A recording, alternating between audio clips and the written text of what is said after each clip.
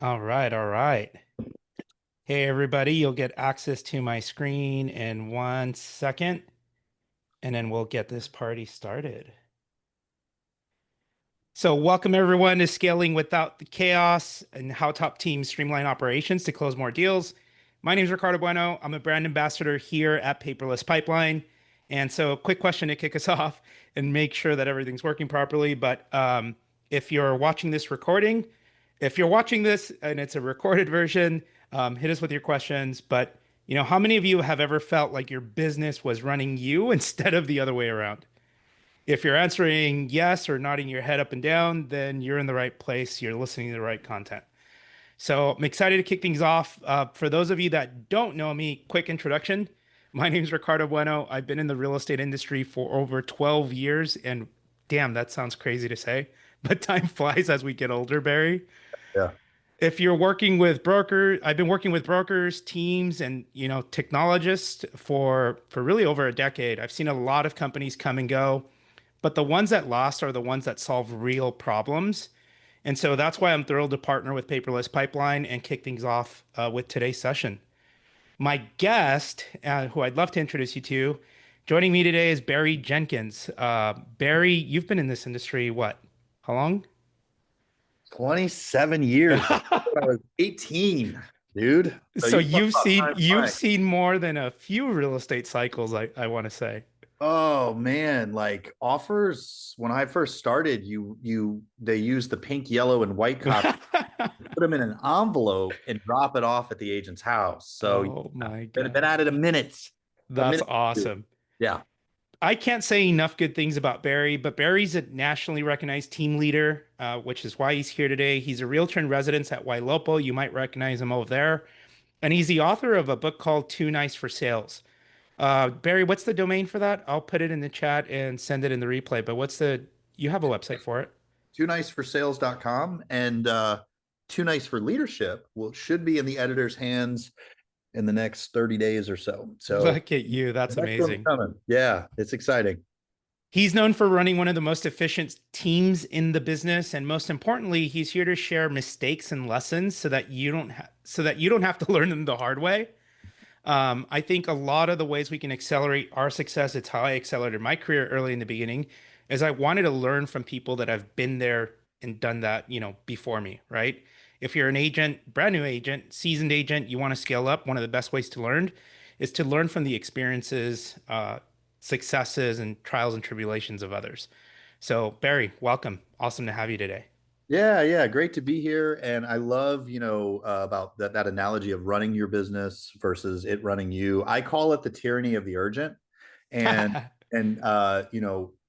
what's sneaky about this, Ricardo, is for the people watching this live or the recording later, the degree of success that you have enjoyed, specifically if you're a solo agent, but also if you're on a team, it's because you're hyper aware of the needs of the people that you're doing business with. And you, so as an example, you get a text at 10 o'clock at night, and a lot of you are like, absolutely, I'm going to respond to that. And there's no judgment.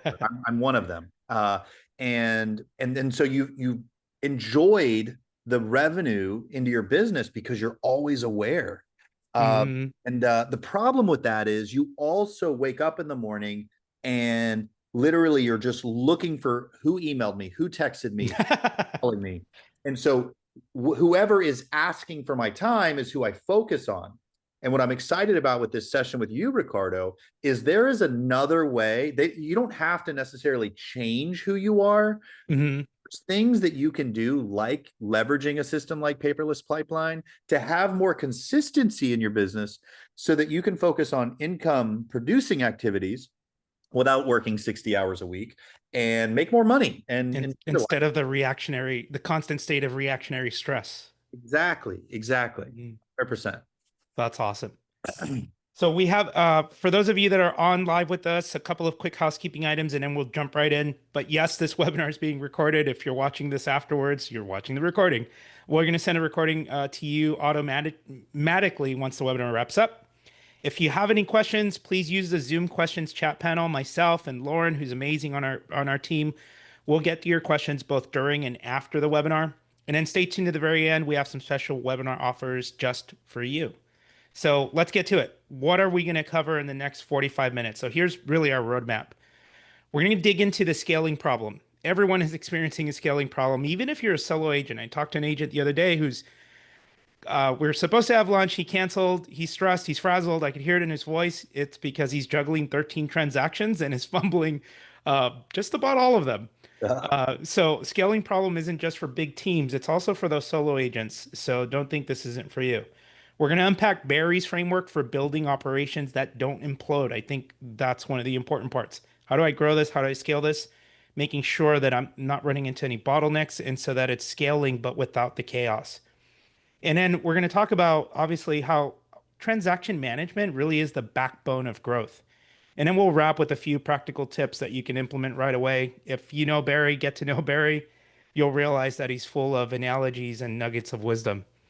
So, like I said earlier, this isn't just for big teams, it's for broker owners, team leaders, transaction coordinators, even those solo agents, if you're watching this. If you touch contracts and closings, then these frameworks definitely apply to you. And if you're an ops, well, you already know, I don't have to tell you. You're basically the glue that holds all of this and keeps all of this together. So let's get to it.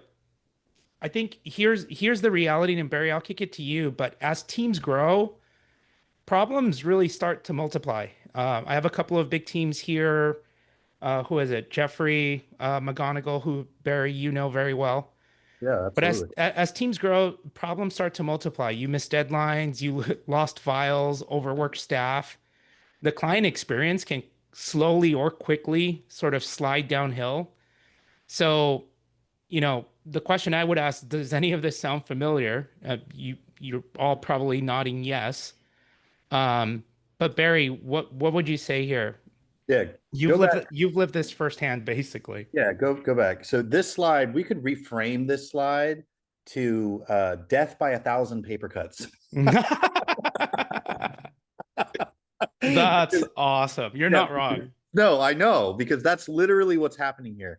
And honestly, I hope I don't get in trouble for saying this, but the thought of executing on a new transaction management system is not necessarily like a super sexy, exciting It's topic. not sexy. You're already stressed out about your transactions. And now you're like, "Oh, I need to use new software," right? I'll tell you, no period, phase, or aspect of my life in business or otherwise that I ever made a meaningful change in my life, none of them was without a significant degree of discomfort. You want to grow in any area of your life, you have to make the mental decision that you're going to be uncomfortable for a period of time. The good news is with Paperless Pipeline and system, the system like this, their onboarding process is seamless. Yes, for 33 weeks to 4 weeks, you are going to be annoyed by setting up this new platform. And I'm just being honest, but once you have something like this set up, the degree of peace that you enjoy as a result of organizing it outweighs 3 weeks of discomfort. And look, you could get it done in 5 days, right? Like I'm not saying you have to, but like for me, it's not just, oh, how long did it take to set it up? It's how long does it take me to be comfortable with it? And for me, it's just always been a little while. And so, the stress that you experience when you forget your inspection deadlines, you forget check at the right time. It's Don't, heart sinking, yeah. It's like, panic inducing.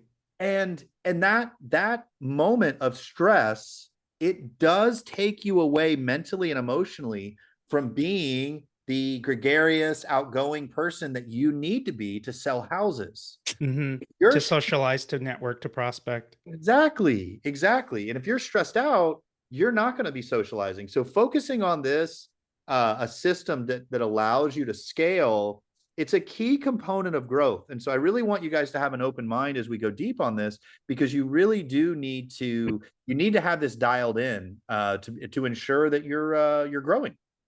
I don't want to understate this or underscore, Barry, to give some context to the people that are watching this. Yeah. Can you walk us through the size of your team, how you've scaled your business? Uh-huh.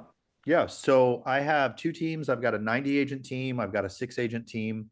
I started with 3 agents in 2011 and scaled that business to 90 something agents. And that's a teamerage. All the agents in that organization are feeding their families off of the leads that we're providing. And in the early days, specifically, 2011 through 2013, if you know much about teams were not popular back then. They were actually frowned upon for a lot of reasons that I won't bore everybody with. And so I had to figure out, what is my value proposition as a team leader in a brokerage ecosystem that is not team friendly. The way that I provided value was 2 key ways: leads and leverage. Specifically with leverage, I decided that I was going to optimize every aspect of my agent's business. Transaction management was one of those key parts, because I realized something, Ricardo. I realized that if an agent is going to spend, I'm just going to make up some numbers, 50 hours to nurture a lead, show them homes, write the contract, and get it under contract, right? Yeah. If they spent so once they got it under contract, if they spent another 25 hours, and I'm using round numbers to make my math simple, Sure. now they're at 75 hours of time versus 50. They effectively reduced their hourly rate by 50% because they spent time working on compliance, uploading documents, emailing appraisers and the lender and the attorneys. That, they spent so much time servicing their business that it was taking them away from income producing. Yeah, that's what I was going to say. The busy work that Yeah, distracts from the income producing activities. yeah, and it's interesting, man. Like, there are a lot of salespeople. I feel like I'm stepping on toes right now, but I'm gonna do it. You're doing it because you're actually afraid to talk to strangers about real estate. Because you finally got Joe and Mary under contract and they love you, and you just kind of want to obsess about them. And so, like, oh, I don't want to use software to manage John and Mary's transaction because I want to just do it myself. And we make ourselves feel so good about it because John and Mary, we go to church with them and da da da da. And we're lying to ourselves. We need to streamline that process. It's actually a better experience for the consumer. To your point, the client satisfaction drops because the communication drops, especially if you're doing any business. So for me, You want to keep feeding the endorphins of the win yeah, that you just got, as right. opposed to being faced with the rejection of the new and continuous prospecting. Yeah, because the worst thing that can happen is you get a deal under contract and you forget to schedule the inspections. Day 5 of 10, the client calls you and says, "Hey, are we going to schedule the inspection?" And you say, "Oh gosh, yeah, you're right." Wow, way to lose trust, right? You forgot about your client. So having this, to me, having a system like Paperless Pipeline is kind of like one of the biggest no-brainers you can have, because it gives you structure to your business. And for most of us, like, the who we are, it's what got us in trouble, Ricardo, in school. Like, that's what makes us money now, but we still are paying attention, right? Like, we're still just like, ah. And so, yes, it makes us money, but having a system like Paperless Pipeline allows you to kind of do that. So I obsessed about that aspect of my agent's business. I applied it to Yeah. other areas too. What I watched was a 20 to 30% increase in revenue for each individual agent as I took more duties off their plate. And this software, the way that it is right now, is so much better than the way those softwares were, 14 years ago. Like, this is just, it's so much easier to scale your business with a piece of software like this than it was years ago. I kind of had to like duct tape stuff together back in, to be honest with you. And you don't have to do that anymore. A friend of mine, a mentor and friend of mine, used to say, you got to be doing, $1,000 an hour work, not $5 an hour work. Well, yeah. I mean, look, I don't remember it off the top of my head, but most of my agents say that they want to make $100,000 a year, and they probably want to make more than that now. But and I'm probably wrong, but I vaguely remember it being equated to about $50 an hour. Hmm. And so what I would ask them is like, all right, well, you want to manage all your paperwork, you don't want to use software to do it. Is that a $50 an hour job? And all of them would say no. So having software that takes maybe it was 10 hours of work down to 3, that's Hmm. putting money back in your pocket so that you can go talk to more people about real estate. That's awesome. That's good. So yeah, I guess the thing that I was going to say here was oftentimes the turning point or what you got to think about is you don't need more leads, you just need better systems. Otherwise, growth, continued growth is just going to add to your chaos or the chaos in your business. Yeah, that's exactly right. Um, what I was going to say is, Barry's framework and Barry, you add to this, but when I study your business and I think about, I used to tell agents, the successful agents are the ones that are focused on these cornerstones of their business. If you consistently nurture these four cornerstones of your business, you're going to set yourself up for success.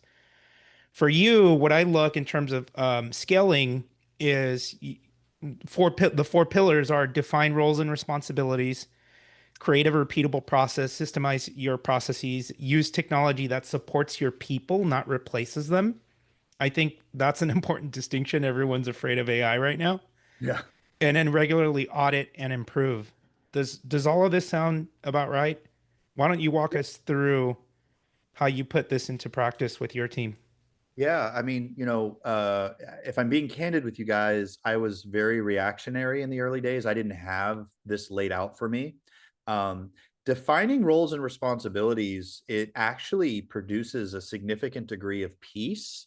People come to work and they know what's expected of them, and they're able to do a good job. They're able to leave and feel like they put in good work. That means that your retention. You know what you're aiming for. Yeah. And like when you don't have that, it's basically you don't hear the staff doesn't hear anything until you screw up. Whereas this, it's like That sucks. know, I met the 5 standards of what I was supposed to do. And for a lot of agents, they're using Google Sheets for this stuff. And Hmm. if your business starts to grow, a surefire way to screw it up is to be using Google Sheets, like without a doubt. And so having technology that manages it for you and has been designed to do this, to me, like I would not want to work with a surgeon or a financial advisor, attorney, right? Right. You guys know where I'm going. Needs to manage their business. I wasn't like, this is the largest financial transaction of a person's life normally. And Uh-huh. the fact that we're using Google Sheets to manage their transaction, to me, we can do better than that. That's awesome. And then yeah, keep walking me through this. So the systematize and the repeatable processes. The good news is, although every transaction is unique, there are things with every transaction that are the same because we have specific standards in each Hmm. markets of things we have to do. So for example, in my market, there used to be a time period where the broker could take the EMD check. Hmm. And fortunately now the attorneys take the EMD check, the deposit.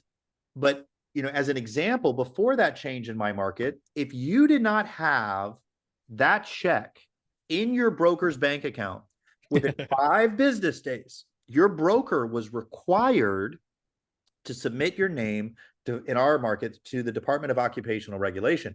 You would get fined, possibly lose your license, and be submitted for continuing education as right of one mistake. And That's Ricardo, in 2011, I sold 120 oh. by myself with no staff, no software, no AI, no Uh, agents, no transaction manager, no software. And somebody says, well, how did you do it? I'll just be candid with you, a lot of luck, because just no. I mean, I'm not even going to say it because we're recording, but like, man, I just made a lot of mistakes that year because I was doing 12 deals a month. And it's like if Apple Watches were a thing back then, it would say stress levels extremely high. yeah, I was maybe sleeping 4 hours a night. Uh, I and I don't want to digress too much on that, but part of it was I had such a scarcity mindset. 2009 and 2010 were so hard on me financially mhm. that I was scared to make any major changes or add on bills or anything because things I just was afraid. And look, I'll just tell you guys, I don't have a crystal ball, but it is my opinion that the spring 2026 real estate market will feel like a boom. I think it'll be a 20 to 30% increase. And there's data-based reasons that billion-dollar companies feel this way. Okay, so I'm not alone in this. I got this Mhm. from people that are, if I'm right, that there's going to be an influx of opportunity of 20 to 30% in major markets across the country, we need to be ready for that. This is an example, a moment like this where maybe you haven't had a closing in a month and you're stressed out and you're like, the last thing I want to do is buy software, right? Well, the people that get ready for an increase in business are going to be the ones that get momentum. Having a systematized, repeatable process allows you to scale. And, 2011, 2012, for me, I was able to get a degree of momentum that outpaced my peers in my area.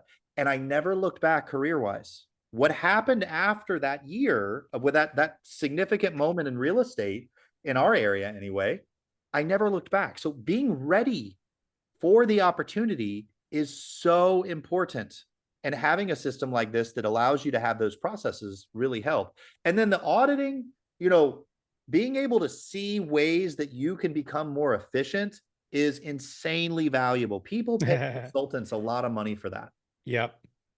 It's not just a little, it's growth by leaps Right. as opposed to like brick by brick.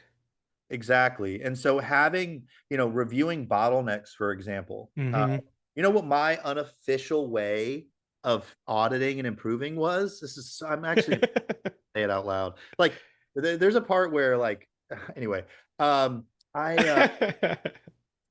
if Spit it I, out, spit it if I made out. a mistake, if I was stressed out about it, or I didn't enjoy it, that was my super scientific way of auditing. And Repeat that again.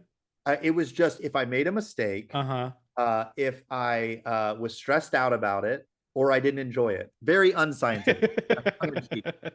And so I did not have anything measuring the parts of my business that I just was like, ugh, I don't want to mess with it. I don't want to touch it. Right. Yeah. But to have software help you refine where the bottlenecks are. So, because a lot of us will log in to our systems, our spreadsheets. Let's say you have 3 transactions, you're scanning all of them.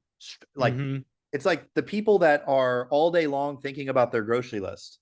Okay, don't forget eggs and toilet paper, milk, eggs, toilet paper. And No, you still forget the bottle of olive oil, whatever. you do. And it's like, why not just write it down? Right. Like, and that's what this does. This takes the stress of you scanning all your spreadsheets and makes it to where it's a codified process. You can trust that there's a replicatable system in place. So you don't have to stress yourself out about where the transaction is at. It's mental capacity. We can only carry so much. If Right. our mental capacity is overloaded, it Exactly. affects every other area. Right. That's exactly It's right. just That's it's just mental capacity. exactly. So I don't know. My role is a little bit different than the agents. Um, I'm a marketer, right? I have had a virtual assistant, I want to say since 2019. Mhm. I got her to help I was running ads for agents. I was managing about a $50,000 a month ad budget for different agents, setting up their systems. And a lot of the work that I was doing was repeatable process. Sure, there was the creative part, but the rest was repeatable process. A friend of mine jokes Ricardo doesn't have ADHD. He has ADD, and it serves him well. Um, I'm relentless about trying to automate certain functions within my work. So Mhm. automate everything that you can. Delegate. So I delegate to my virtual assistant. What I did was I wrote SOPs down for every function of every marketing activity that I do. The Mhm. way I write my SOPs is here's the tasks that we're doing. Here's why it's important to the business and why we do it this way. Here's what a finished successful outcome looks like. And then here are the steps to complete it. Mhm. I use Loom to record everything that I do so that she has a reference point. Right. And then I leave it with, if you find a better way to do this or a way to improve it that'll save us time or process, Uh-huh. please improve it and let me know what changes you made so that I understand too. I think if So you're an smart. agent, you should be creating SOPs for everything that you do. Maybe your broker already has that documented for you. Um, and then don't be afraid to delegate. Yeah. I was at the beginning, but I realized 80% of the way done is better than me having to do the full 100% lift. Right. Right. Yeah. Um, what else can I say there? I just think it's important. You and Jeff are a lot alike in that they try to remove a lot of the manual work or the busy work for their agents Mhm. because they know that if they do that, they're going to be a lot more productive. Right. Um, Well, and I think that I think you're absolutely right. Everybody should have standard operating procedures. The challenge, I think, with real estate agents are, they're passionate about the people side of the business, the art side, I like to say, the science side of the business, which is what to me this software really represents. I think they struggle with it. I don't think, I think, and I'm oversimplifying. I know there's exceptions to what I'm about to say, but I think for a lot of agents, they don't mess with this stuff because they just don't like thinking about it. And I feel like that's what's so incredible about having software that was designed to solve this specific problem. Because people that are obsessed with this have created a series of processes and tools and tasks and updates so that they can, you can follow Paperless Pipeline's playbook. Yes, you can customize it, you can edit it, but you're able to kind of not have to be passionate about the transaction management process because somebody else was on your behalf. Somebody yeah. else designed what this should look like, right? Which is a great segue to the next slide. You're welcome. That's awesome. I was trying to think of an analogy for this and when I was thinking about it, I was like, I don't know where I'm going with this. Maybe this will land, maybe it won't. Uh-huh. But I was thinking like think of your business like as the human body and the transaction management is the nervous system. Mhm. So when everything's running well, like you're healthy, everything works. When it's weak, that's when you start dropping everything. Yeah. But what your business needs, if you're managing a lot of transactions, if you have a team, you just need clear accountability, a consistent client experience. Otherwise, you're not going to get repeat and referral business. And I think that's the easiest for me. That's the low hanging fruit in your business. Mhm. You should be constantly, your business should, we think of leads as a lead comes into the funnel and it closes and then boom, you're done. Like it should be a flywheel, not a funnel. Right. Once you close a customer, you should be nurturing that into consistent repeat and referral business. Well, But and no, go ahead. Sorry. no, that's it. And then, just having a consistent process. Yeah, and I think I really think a lot of agents that are watching this right now, this is something that they're aware of that they need to work on, and they're not because it's either challenging or confusing or not interesting. But I really think that not having a streamlined transaction process is one of the most significant impacts to decreasing your revenue that you can do. Uh-huh. The amount of stress that you guys that are hear my voice are taking on yourself by managing transactions with Google Sheets or other processes, it is taking you from that next income bump that you so crave. You've got to let go to be able to grow. That doesn't mean you're reckless. What it means is you've decided that you're going to start to roll out processes that serve the revenue producing, income producing activities, calling people, holding open houses, door knocking, whatever you need to do, sending cards to your past client events, lead gen, whatever. That needs to be the majority of your time, not make The marketing. yeah, the marketing. Always be marketing or you're never or you won't be able to predict where your next transaction is going to come from. Well, and that's, I believe, the lie. And I talk about this in my book. The lie is that real estate is a feast or famine business. And I believed it. And for a decade, I lived that way until one day I decided that it was feast or famine because I wasn't planting seeds every month. I was only doing it every 3 or 4 months. When my pipeline was dry, I went back to prospecting and I had to read business instead of consistency, right?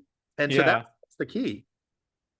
How are you off camera? We were talking about how you're supporting your agents now. Do you Uh-huh. regularly coach your agents? Like, is this part of you onboard a new agent or you have a first year brand new agent? Mhm. How are you coaching and supporting them through this process? Yeah, so we do have an entire mentorship process, Mm. and we have a very standardized transaction process where they're uploading the documents, and so basically they have a process to upload their contract, and our admin is coming alongside of those individual agents to make sure, hey, you're missing this, or there's no initial here, that kind of thing. And then we have calendar. Auditing and accountability to move the transaction forward. Yes, that's exactly right. And calendar invites to inspections and things like that to ensure that, they can just open up their phone, see their calendar, and they can get to rolling, right? They can go make some money. And I've said it, I think twice now. I'm gonna say it a third time and then I'll leave it alone. But I think this is probably out. I would say it's just as important as learning how to talk on the phone because, you know, you could say, well, shouldn't I focus all my time on learning how to overcome objections? Well, Yeah. yes, you should spend time doing that. But if you're so stressed out that you aren't getting your transactions managed correctly and you're waking up in the middle of the night or you're writing it down on a piece of paper and then you lose the paper, uh, you know, it's a retractor from that next phase of growth that you need to enjoy. Yeah, yeah, the freedom. I wrote this quote down and I don't remember where I got it. It reminds me of that Michael Scott meme Yeah, yeah, yeah, yeah. where he's quoting Wayne Gretzky. Yes. I forget what the quote is. Do you remember? No, I'm trying to think right now. It was wrong. Quoted him wrong. I remember that, but no, I don't remember it. But I do love a good office quote, so I'm gonna look it up actually right now. That's awesome. Yeah. But yeah, my point, and not to beat a dead horse, but my point here, you guys, is the payoff is real. You'll have just smoother client experience, increased capacity, and not just by a little bit, by a lot. Increased capacity and less stress. The stress will add years to your life if you think the years are going by fast already. But yeah, think about it. Happier clients, your team working normal hours as opposed to late nights wondering where this transaction is, why this one's falling apart, etc. And you're Mhm. actually growing without losing your mind. I think that's the Yeah. dream. Absolutely. Yeah. I mean, and this is exactly what I've been talking about, right? So less stress, happier clients, you're able to do more. I think we really undervalue the weight of those stress hormones, cortisol and things like that, the way they impact our brain. We get tired faster. We're Grumpier, not, what's that? grumpier. Yeah, grumpier. That impacts our diet. We're more gravitating towards sugary drinks, or no offense, Ricardo, but candy or potato My chips. Red Bull. Yeah, like my monk fruit sweetened. But and so then what happens is it impacts our health. And then as our health is impacted, it impacts our relationships with the people that are the most important to us. Maybe it's a significant other or our child or friends, because we just don't have the energy for them. And so this is not just it increases revenue, it actually brings a holistic approach. When you organize the areas of your life that are in disorder, you end up enjoying a greater degree of peace and happiness that you might not have enjoyed. If I'm a brand new agent joining your team, what does my first 30, 60, 90 days look like? Yeah, so obviously onboarding onto all the software, Hmm. CRMs, lead systems, transaction management platforms, onboarding onto But you have an admin or TC that helps with all your transactions? yes, yeah, yeah, absolutely. It's not. We have two versions. We've got like the um we'll upload your documents for you if you send them to us type. And then we have Mhm. more of like the full service, which is a licensed agent that helps with Awesome. offers, write listing agreements, write amendments. And they're able to do that because they're a licensed agent. So we have two tiers and there's a cost structure associated with it. But in both instances, they're leveraging software to manage those details. Hmm. And then some agents don't want to use either. They want to manage it themselves. And what I coach them to is like, look, here's why you're making a mistake. Here's the hours you're spending doing it on your own versus software, and just try to help lead them to water, so to speak. Have you had have you had success doing that? Absolutely. What lead? Leading them or convincing them to do it the other way? Oh, Convincing absolutely. them to let go? Oh, absolutely. I Because imagine that's got to be difficult. well, when I take them down the path, I use math. Math to me such a compelling dimension. If you're trying to change behavior, reducing the activity or the inactivity to numbers, specifically dollars, Oh, really does bring about change. You told me you want to make this much money. Well, and then I bring up the math. Like on average, if you call 100 leads, it takes you 4 hours. And on average, you're going to meet 2 to 3 warm clients as a result of those 4 hours, right? And I do all the yeah. math for them. And the average conversion rate of those leads is X amount of percent, which means you need, I'm going to make up numbers. You need 20 of these people to be able to have 1 to 2 transactions. If you do 1 to 2 transactions, you're making $50,000 a year. I don't want to make that. I want to make 100. Okay. So you need to spend 160 hours. What's 160? 40 hours a week just prospecting, right? And again, I'm making these numbers up. I have a whole chart where, I'm going through it with them. But what they see is if they want to have that big income bump, they've got to buy time somewhere. So by doing this, I get them to buy into scaling their business because they realize that although they would rather talk to the appraiser or the home inspector or the client about what color couch they're going to have, like all of that is like in the weeds, in the transaction stuff. They would rather do those conversations than getting hung up on, right? Yeah, yeah, yeah, What? yeah. Me too. Me too. But the problem is they want to make 6 figures. And for them to be able to do that, something has to give. And that's why this is such a no-brainer, because it's literally putting hours back into your business. You're not just saying, "Oh, I think that," or "I feel like." You're Right. literally putting math. Yeah, you're literally putting Yeah. numbers to it.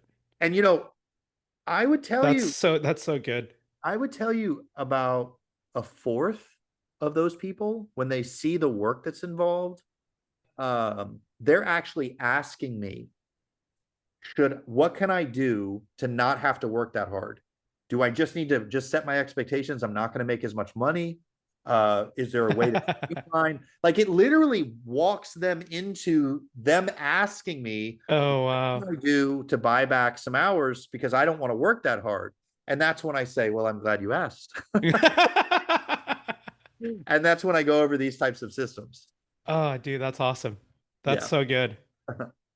Yeah, I think what I was going to break down in the last few slides, and I love that analogy that you broke down, but I've been interviewing a lot of our customers and transaction coordinators, and there's a regular pattern. The pattern is, we have one client, 35 active transactions managed through email and sticky notes, kind of like my agent who said, I have to cancel lunch. I have 13 escrows and, I don't have a TC, an admin, et cetera. I'm managing it all myself. It's just stress. Average of 12 hours per week spent just finding and fumbling through stuff. Client complaints averaging 3 a week. Deals falling through the cracks. Um, After when you implement process and system into your business, more transactions, you're guaranteeing the success rate of your transactions closing on time. You get time back. So I think practical steps to implement what I would do, and Barry, you can back me up here, but build a master checklist of every transaction type. Our next webinar we're going to do with Jennifer Stats, who runs Stats Solutions. She's going to walk us through what that looks like because you're building a better process for yourself, but also you get to enrich the client experience so that you're guaranteeing more repeat and referral business, if that makes sense. Sure. but centralizing all your documents in one place, setting up real deadlines with buffers, and then holding weekly team check-ins. I came from producing these big, sort of massive events. Mhm. We had a master timeline and schedule for everything. If all of that, if producing an event of that scale has several dependencies, things need to get on done on time so that the next group can run with whatever they're working on. Right. Stage design, whatever. Um, when one part sort of falls apart, it has a domino effect on the rest of the production Sure. in a negative way. So that's why I think all of this stuff is important, uber important. Well, yeah, and I mean, look, you say build a master checklist, right? Like somebody could literally go to ChatGPT and say, "Hey, show me a list of all my transaction duties for a home buyer in this market." It's not going to be perfect, but it'll do it, right? The problem is executing on that list. Just because you have it on a Google Doc doesn't mean your team or you are going to remember, all those different duties. Whereas in most businesses, they're going to need some kind of reminder system in place to help to make sure that they're following the checklist, meeting the deadlines, and then Mm-hmm. all the documents in one place. Mm-hmm. Mm-hmm. So yeah, and then the weekly meetings, yeah, from an admin perspective, that's fantastic, to be able to sit down and focus specifically on all of the deadlines, all the listings, all the buyers. We used to group all the buyers and the sellers. There was a 2-year period where I was just scaling my team when I wasn't ready to let go of the production being in my name. Like, because I was doing 4, 5, 600 deals a year and they were all in my name. But that meant that another agent was doing work and my license was attached to it. And Oh wow, yeah. that was so stressful. It was like, oh my gosh, dude. I remember coming back from vacation and somebody forgetting to do something really, really important. Oh no. They missed the inspection deadline and there were repairs requested. And I remember having to call the agent and being like, "Hey, so we forgot to send you the PICRA. Can you send it over?" I didn't even bring up that the date had been expired. I just was like trying to, they were like, "Oh yeah, Barry, no problem." I was like, whew, I don't even think they knew. But and then we got it in and they in that case, the agent was the owner. So I guess they didn't really care. But yeah, man, it was a very stressful time period of my business. Is there a is there a difference like scale whether you're scaling transaction volume, like going from I used to have agents that would always get stuck at 10 million in production. I don't know why, but that seemed to be a pattern, at least Yeah, here in Southern California. sure. They're consistently stuck at like 10 million in production. Uh-huh. Is there a number where scaling from 10 million to 20 million is no different than going to 50 million, et cetera, et cetera? Yeah, I mean, it's just like those sayings, your first million is the most difficult, and going from 1 million to 5 million is way, Hmm. or 5 million to 15 million. The larger the numbers, because you can start to hire people to get it done. But, I think that for most agents and most teams, if they are experiencing where they are consistently at the same number, I would just tell you that if you're doing what you've always done, you're going to get Get what the you've same always result. got, right? Like, and so something has to give. And that's where processes like this are a multiplier of your time. Now, if you decide to buy back 30% of your time by using software like this, and you decide that you want to learn how to play golf with that 30% time, look, dude, no, like, hey, that's totally fine. Like, as long as you're happy and you're making the money that you want to make, great, like have at it, you know what I mean? And but for me, I want to use that time to invest it into income producing activities. And I've said that a couple times because I don't think most people correlate a transaction management platform to increase in revenue. Hmm. And so, some simple things that I did was I would look at, because we're talking about practical tips. When an agent first gets a deal, they're willing to jump through more hoops submission process because they want to get it into the right hands. They want to make sure that everybody that needs it has it. So I would use that moment to You ask you questions. you want to hear the magic clear to close. Right, right. But I would ask a lot of questions like, where did you get your leads? Like, what lead source was it? What was the commission rate? Like, what was the lead's email address? Hmm. Because I would take all that data and then map it back over to my CRM for my reporting. Then another magical moment in the transaction was when they ratified the inspections. So if they had repairs requested, I noticed that was another milestone in the transaction that the agent was willing to jump through some additional hoops. Hmm. And the creme de la creme, the one that I could get anything I wanted from them, was when it was time for them to get paid. And I would have a transaction cover sheet that I had all kinds of KPI stuff. Let me know, did you do this? Did you send the review request? Did you do that? Because they want to get paid. They're willing to answer more questions. So those three milestones in the transactions, if you do have agents, look at those magical moments throughout the Yeah, transaction. You can get a lot of really helpful data from a reporting standpoint during those moments. that's awesome. Yeah. I was going to ask a similar question, not just in individual production, but with growing your team. Uh-huh. Was there a specific like size? Is there a specific point or process that, growing it exponentially doesn't matter if you have these systems or processes in place? Like, I think there's some variables there that are going to give you the it depends, but I'll tell you, at 10 agents, I needed admin to support 20. At 20 mhm, agents, I needed admin to support 50. At 50, I needed enough admin to support 100. So you were always interesting. future casting your staff because the demands at 50, the amount of staff I touch with, they all did the same. Like they could get me to 75 or 80 or 90 agents. As long as us, it was always about future casting. Where are the pipe, where are the blockages and the workflow issues? What are the complaints that we're hearing and things like that? And having open lines of communication with your agents and your staff.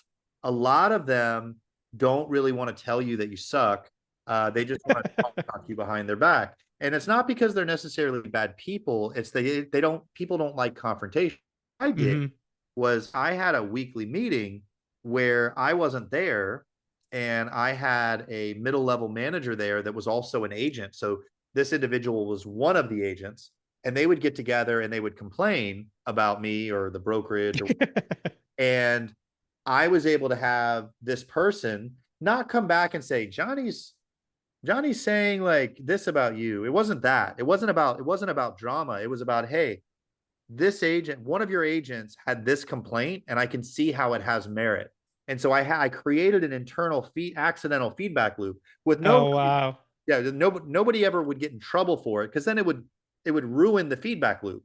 If But basically created this environment where they were able to talk about their challenges. And honestly, that's how we really accelerated fixing internal problems. That's amazing. Yeah, allowing that environment. And I think if I let ego get in the way, if I let any type of like self-centeredness get in the E way, Ego would just like go down to finger pointing effectively. yes. Why'd you say that about me? Get out Yeah, of yeah, here. yeah, yeah, yeah, yeah. I was like, but like in each time, sometimes they were nitpicky stuff that I was like, okay, well, I'm just not gonna, it's ridiculous. But there were a lot of numerous occasions where I was like, okay, that's legitimate. Like we need to fix that. I agree. Right. And that's how we grew. We just removed our ego. We created a feedback loop that the agents were comfortable with. And we kind of had like somebody that was a comfort to them. And she would say to them, hey, I like that. I'm actually going to tell, if you're good with it, I'm going to tell Barry that because I think he would really appreciate that. And they, Ah, that's sure, go ahead. amazing. Yeah, yeah. So it was a healthy environment. So that's Trust, really important. feedback loop. It's a safe space, basically. Yes, absolutely. But they still didn't want to come and talk to me about it. I'm just saying, like, and I had to accept that because I feel like I'm a pretty relatable person, but I just decided that there was something that didn't involve me in most people's lives where they fear conflict, they fear making the boss mad. Maybe it was also being able to go to your peers and get validation from your peers.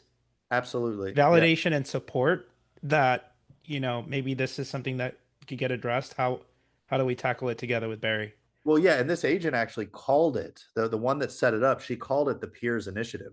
So yeah, yeah. It wasn't That's my good. idea. It was somebody on my team's idea. And yeah, it was really cool. That's awesome. We're getting close to the top of the hour, so we're going to start to wrap a bow on this. But, the takeaway that I want to give you all is build the systems today that will support the business you want tomorrow. Waiting until you're overwhelmed is like what? Waiting until your roof leaks to buy shingles.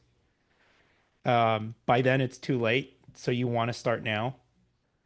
I'll kick it to the end for questions, but let's be honest, a lot of brokerages, heck, even for those of you that are solo agents, if you're still juggling docs across inboxes, shared drives, and text threads, that's just not to beat a dead horse, but you're shooting yourself in the foot. That's a mess that leads to more stress. It leads to missing items, missing documents. It leads to finger pointing, late closings or delayed closings. It's just not sustainable if you want to grow exponentially. Barry was putting numbers to it. That disorganization it really does. It costs real money. Yeah, A team closing 25 deals a month could waste 60 hours just hunting for documents. absolutely. When we do our event planning process, when we're planning big events, we have templates, master spreadsheets, a rigorous checklist, because again, there's dependencies. There's a lot of different teams working simultaneously. If one slips up, then it has a domino effect on the rest of the production. I think of your transaction process as the same. So again, if you're a team closing 25 deals a month, my math might be wrong, but Yeah, just to use math, that's $1,200 in wasted time, literally every single month, if not more. And that doesn't even count the stress tax. The stress is just exponential, and it pours into other areas of your life. The absolutely. outcome, the outcome that I think you're aiming for is simple. You want to have clear ownership of a process and somebody running that process, maybe. You want to have complete documentation, and that's what's going to give you the more consistency. More consistency is going to lead to happier clients. You can literally pour into your client experience. And I think that's that's low hanging fruit in your business. The more you pour into client experience, the more you're going to have repeat and referral business. That's exactly right. That's exactly right. Yeah. Um, It's people just need to, it's like, it's time to grow up, like we got to get there, the I mean, and honestly, like, cause it's the way you say it, work that's on. awesome. So this is how paperless pipeline helps. It's exactly what paperless pipeline was built for. It's going to centralize your files. It's going to give you checklists and communication. It's going to reduce like significantly. I had on the previous slide. Um, you're going to be able to increase your capacity by 3x, if not more. You're literally unlocking leverage, and it's not growth by brick by brick. It's literally growth by leverage, and it's by leaps and bounds, if that makes sense. And it's just going to create visibility across every transaction. Like I want to know the status of things when again, I go back to events because it's what I've done, but I want to know the status of things every morning. I want to know where we're at, where are the dependencies, where can we improve, et cetera, et cetera. A system like Paperless Pipeline is built for those things. It's built for speed, it's built for clarity, it's built for compliance. I know it's not sexy, but it's important. Very important. And basically, it's an ops manager's best friends. They're besties. They have champagne every Friday, or at the closing table because they know everything is running smoothly. And then one of my favorite features, because I'm an automation junkie and it works with the sort of OCD part of my brain, but smart checklists. No more sort of tribal knowledge living in one person's head. This system is going to allow you to keep everything on track. It's going to allow you to reduce the error rate so that you're not missing steps. And again, it's just going to create that consistency with every transaction. So just imagine if your whole team ran on the same playbook, like Barry's does when he does new agent training, new agent onboarding, et cetera, et cetera. Yeah, absolutely. So here's what you get. I don't want to just show you a platform and leave you to figure it out. Like Barry said at the beginning, there's some pain involved with obviously learning a new platform. But for anyone who signs up today, we got a couple of extras to just to make sure you get the most out of a software like Paperless Pipeline. I'll walk you through them on the next slide, but here's the sort of overarching headline. One of the best parts is that you don't get left alone again, kind of just figure it out. Anyone who signs up today gets a free one-on-one session with our amazing onboarding specialist. Her name is Ashley. I was going to tell Lauren, who's on this webinar, she's muted, but I was going to tell Lauren, my wife's name is Ashley, and I need some separation of church and state here. So I'm getting confused. So fun. But Ashley's amazing, as is Lauren. Hi, Lauren. Say hi to Hi, everybody. everyone. Hi there. But she's our amazing success manager and onboarding specialist. She's going to walk you through customizing your checklist for compliance, setting up team permissions, configuring commission settings and CDAs, and even share best practices based on what she's seen from other brokerages, what she's seen with working with other transaction coordinators. Really, the point I'm trying to make here is you won't get stuck fumbling through a new tool yourself. You'll get that white glove support so that you can be up and running literally fast. And the best part is you'll have someone that you can always go to if you have very specific questions, very specific use cases, etc. We want to eliminate the burden of you trying to fumble through this in, 3 weeks, 5 weeks, and literally get you up to speed as fast as tomorrow. Pricing. So let's talk pricing because I know a lot of you are asking, yeah, but how much is it? I know everyone sort of secretly waits for that part. Don't worry, there's no hidden $10,000 mastermind fee or anything like that I'm going to slap you with. The way Piperless Pipeline works is very, very simple. You only pay based on the number of transactions that you close every month. Lauren, do you want to add anything here? Yeah, absolutely. So the way that we structure our pricing, like Ricardo mentioned, is all based on the number of transactions added per month.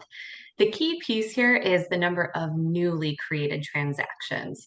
So if you have a deal that's, going on for an extended period of time, it only counts in that first month that you created it. So just keep that in mind. The other nice piece too is there's a lot of flexibility. As we all know, production can come in waves and it's changing every month. So our pricing is designed to scale with you. Whether business ramps up and you get super busy, you can just upgrade and unlock additional transactions directly from your account. Or on the flip side is, if business dips a little bit during the holidays or whatever the season may bring, you're able to downgrade as well and save yourself some money for that month. So the pricing is really all in your control. And the other thing I will call out too is we don't have any annual contracts. So if you were to, jump in, start a trial, decide to upgrade if it's a good fit, but maybe a couple months down the line it doesn't work out, that's okay. You're not roped into, sticking with us if it's not a good fit. And you're also able to take your data with you when you go. Yeah, so unlimited users, no annual contracts. If you can change plans anytime. If you suddenly go from 10 deals to 40, you don't have to panic, just slide over to the next plan. It's kind of like Netflix, but instead of binge watching shows, you're binge closing deals. Exactly. And then here's the good part. Normally we do a 14-day trial, but today, for those of you watching the recording, we're going to give you an extended 21-day trial. That's 3 full weeks, long enough for you to realize that you can't live without it, but not so long that you forget you signed up. And my hope is that you take advantage of the added onboarding call with Ashley so that we can get you up to speed in a few days rather than 3 weeks. So if you have any questions, she'll be able to walk you through everything checklists, everything permissions, everything regarding your commission settings. Basically, she'll be there to save you from pulling out your hair on day one of test driving the new platform. If you want to sign up, if you've been nodding along thinking, yes, Ricardo, I need this yesterday, here's how you can get started. I'll try to post a URL on the replay page so that you have access to it. If not, you can go to paperlesspipeline.com or just pull out your phone, scan the QR code on your screen. And then remember, if you want the extended free trial, just email us, let us know you were part of the webinar, and we'll get your trial bumped up. That way you have plenty of time to test drive anything. And if you're still on the fence, you want to walk through any specific workflow or problems, Barry said this, how do I X? Just click on the calendar link that's on that page, or but we'll book a personalized one-on-one demo with you. So Barry, I want to wrap it up here. We're at the top of the hour. Thank you so much. You're always a freaking world of wisdom. My Appreciate pleasure. you taking the time with us. Yeah, my pleasure. My pleasure. Yep. Hope people got value out of it. And everybody has a great day. Awesome. Thank you, Yeah. everyone. I'll All right. catch you all in the next one.